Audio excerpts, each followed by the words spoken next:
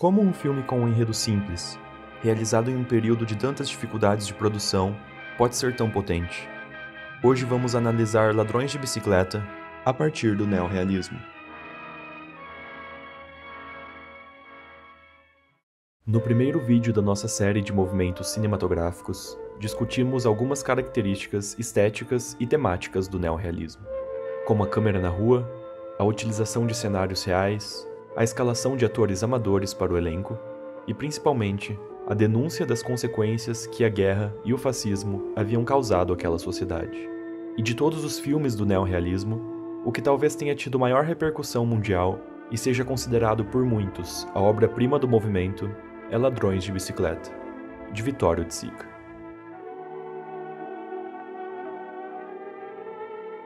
O enredo tem uma premissa simples: pai e filho à procura de uma bicicleta roubada. Mas mais do que isso, a situação em que se encontram os personagens é um teste moral. Como não perder a dignidade em meio a tanta miséria e desesperança? O filme estabelece desde o início a situação de desespero que aqueles personagens enfrentam. Dezenas de homens se acumulam à espera de uma vaga de emprego. Para todos que estavam ali, havia apenas uma disponível: o Felizardo Arici, nosso protagonista. É oferecida a ele uma vaga de colador de cartazes. Só há um porém: ele precisa de uma bicicleta. Ari, ricorda di portare la bicicletta. Ci vuole la bicicletta. C'è sta scritto per lì, no? La bicicletta? Ce l'ho e non ce l'ho.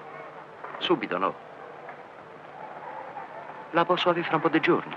No, ce vou subito, senão não te viro. Impossibilitado de recusar a oportunidade, ele penhora com sua esposa os lençóis de casa para recuperar sua antiga bicicleta. Ma che fai? Se può dormire pure senza lenzuola, no? As imagens do depósito do local nos revelam que eles não eram os únicos que enfrentavam tantas dificuldades a ponto de penhorar os lençóis de suas próprias camas. No trabalho de Arici, uma ironia.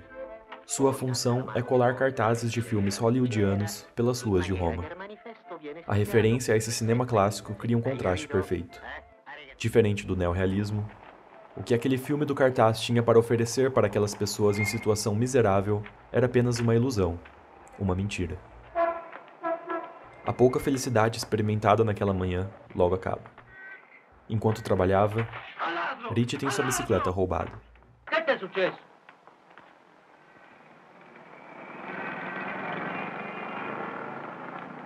Quem é que não gosta de dar risadas? Às vezes elas são os melhores remédios.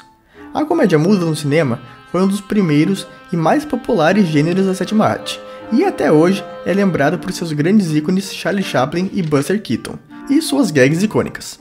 As gags, resumidamente, nada mais são do que ações visuais engraçadas, mas que não necessariamente precisam de sons. Atualmente, é difícil imaginar a comédia sem som e sem falas. E é por esse motivo que os astros da comédia muda são tão cultuados. Afinal, eles transformaram o cinema em algo ainda mais divertido e cômico para toda a família, e sem dizer uma única palavra sequer. A era de ouro da comédia muda é fortemente baseada nos já citados Chaplin e Keaton. Entretanto, esse gênero vai muito além.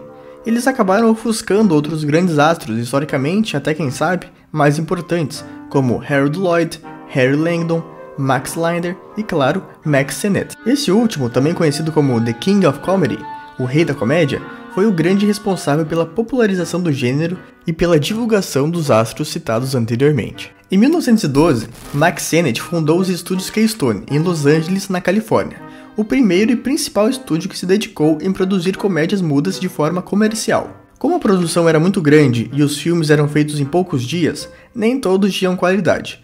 No geral, eram cenas curtas de perseguição, cheias de acrobacias e atores visualmente engraçados, característica usada como forma de ocupar o espaço que a falta de falas fazia. Por isso que os filmes dessa época eram carregados de expressões e gesticulações. Um ótimo exemplo aqui são os Keystone Cops. Os primeiros grandes astros da comédia de Hollywood, Max Wayne, Ford Sterling, Roscoe Arbuckle, Harry Langdon e Charlie Chaplin, foram lançados pelos estúdios Keystone, mas nem todos se adaptaram para ter um sucesso contínuo. Chaplin, sem dúvidas, foi e é o mais popular, mas não apenas por ser engraçado e cativante, mas sim por saber se ajustar e criar um estilo totalmente autoral. Ele foi além da comédia pastelão dos estúdios que trabalhou e se tornou o maior astro da época, ganhando invejosos $1.250 por semana. Com o sucesso obtido, Chaplin conseguiu ter controle sobre seu material e aos poucos foi se afastando cada vez mais do que Stone, criando o seu alter ego cômico extremamente fluente e que se tornou um ícone inesquecível da cultura, o Vagabundo. Dirigido e estrelado por ele mesmo, Em Busca do Ouro, de 1925, foi um dos filmes com maior bilheteria da Era de Ouro da comédia. A obra explora um tema muito utilizado por Chaplin em sua carreira, o efeito da pobreza, algo que lembrava sua infância e origem humildes. E é impossível pensar em comédia muda sem lembrar da cena clássica em que Chaplin realiza uma dança com os pães. Buster Keaton tinha um estilo diferente de Chaplin e da maioria dos astros cômicos, e por esse motivo eu o acho até mais interessante. Ele foi acrobata e ator mirim do vaudeville, uma mistura de teatro com circo que ficou muito popular nos Estados Unidos entre os anos 1880 e 1930. Um dos pontos mais interessantes da comédia de Keaton era o seu rosto inexpressivo, característica que surpreende por conseguir ser engraçado mesmo sem expressão.